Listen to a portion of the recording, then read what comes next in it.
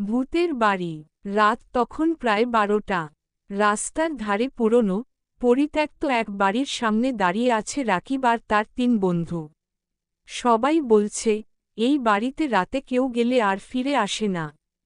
রাকিব সাহসী, ভূতে বিশ্বাস করে না।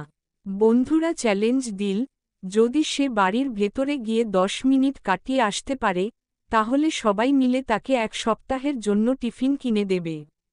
সে হেসে বলল, এ আর এমন কি।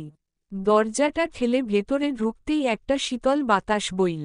চারদিকে ধুলো জমে আছে, দেয়ালে ফাটল, জঙ্গলে ঢেকে গেছে উঠানটা। হঠাৎ একটা চেয়ার নিজে থেকেই নড়ে উঠল। রাকিব চমকে উঠল, তবে ভয় পেল না। সে ধীরে ধীরে সিঁড়ি বেয়ে ওপরে উঠতে লাগল। দ্বিতীয় তলার করিডোরটা অন্ধকার। মোবাইলের টর্চ জ্বালিয়ে সামনে তাকাতেই দেখল একটা সাদা ছায়ামূর্তি দাঁড়িয়ে আছে। সে ভাবল, বন্ধুরা নিশ্চয়ই ভয় দেখানোর জন্য কিছু একটা রেখেছে। কাছে গিয়ে দেখার জন্য 1 পা এগোতেই ছায়াটা ধীরে ধীরে তার দিকে ঘুরে তাকাল। মুখটা, কোনো মুখ নেই। রাকিবের শরীর জমে গেল, পা চলছিল না। হঠাৎ করিডোরের দরজাগুলো একে একে জোরে বন্ধ হতে লাগল।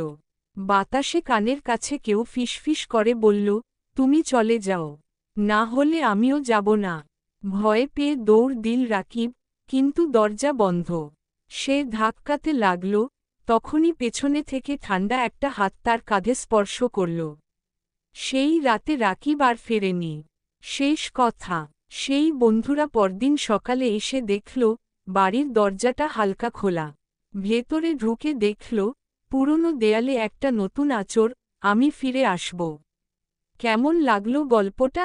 চাইলে আরও ভূতের গল্প লিখে দিতে পারি।